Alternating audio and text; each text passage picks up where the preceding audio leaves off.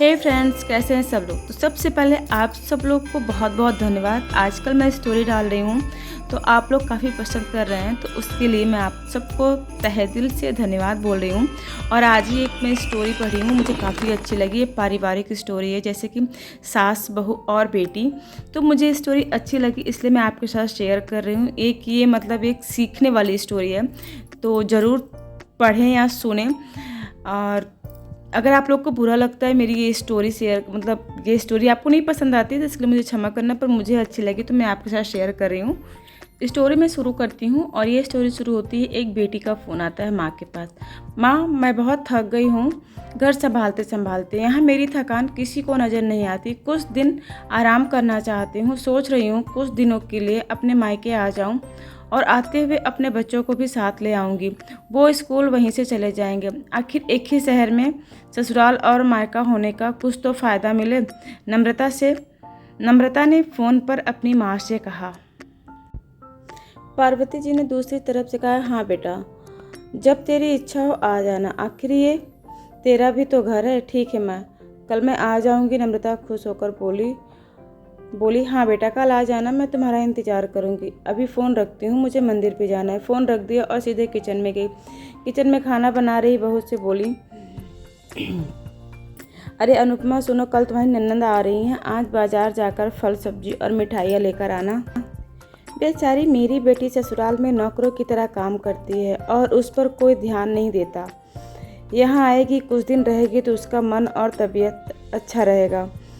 सास के मुंह से ऐसी बातें सुनकर अनुपमा का चेहरा उतर गया। वह मन ही मन सोचने लगी, काश आपको मेरी थकावट भी नजर आती। मैं दिन रात झाड़ू पोछा, बर्तन, खाना बनाना, मार्केट जाना और हर काम करती हूँ, जिससे हमारे परिवार वालों को कोई दिक्कत ना हो। काश आप मुझ पर भी ध्यान दे पाती।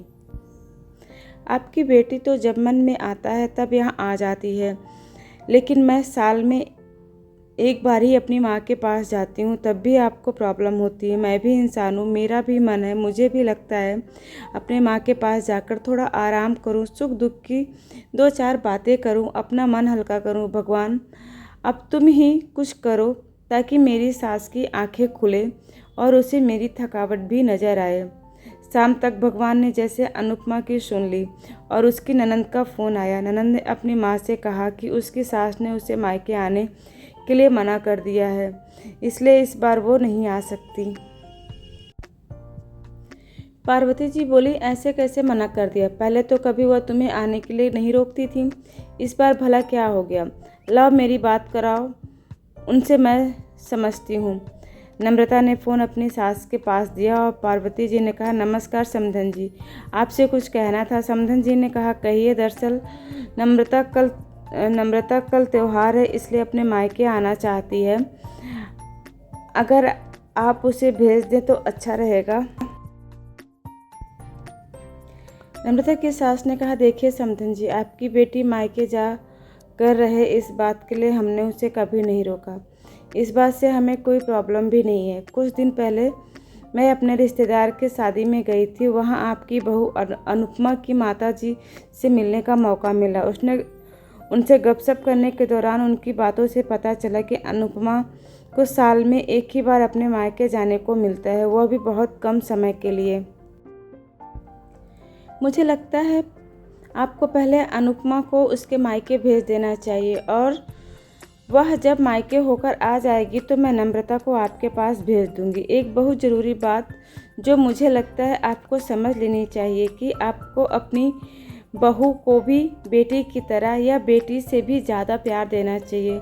उसे भी मायके जाने की इच्छा होती होगी। हो सकता है नम्रता के वहाँ जाने से उसकी आवभगत करने के लिए आप उसे उसके मायके नहीं भेजती होंगी, या फिर वह आपसे कुछ कहने से भी डरती हो। अगर आप उसको घर में कैद रखेंगी तो एक दिन ऐसा आएगा जब वह आपके खिलाफ़ बोलने लगेगी, फिर वह आपकी सुनेगी भी नहीं और जब चाहे तब मायके जाएगी। ऐसी परिस्थिति आए, इससे अच्छा है कि आप ही कुछ बदलाव में अमल ले आएं, जिससे आपका रिश्ता और रिश्ते की मिठास खराब न हो।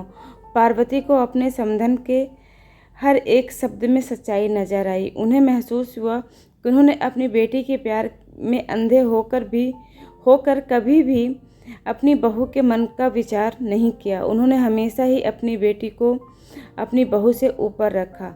दूसरी तरफ नम्रता भी अपनी भाभी के बारे में हो रही बातचीत को सुन रही थी। उसने भी रियलाइज़ किया कि वह कभी भी अपनी भाभी के साथ ठीक से बात नहीं करती और जब जब वह मायके जाती है तो भाभी थोड़ी उदास रहती हैं। पार्वती जी ने अपनी बहू को बुलाया और उसे कहा कि अनुपमा, कुछ दिन के लिए नम्रता नहीं आने वाली है,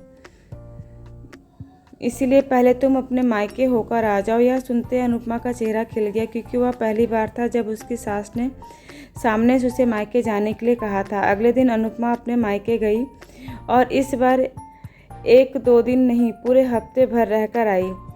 अपने माँ बाप से, अपने रिश्तेदारों से मिलकर आई और जब वह लौट कर आई तो उसका चेहरा खिला हुआ था, उसकी आंखें चमक रही थी।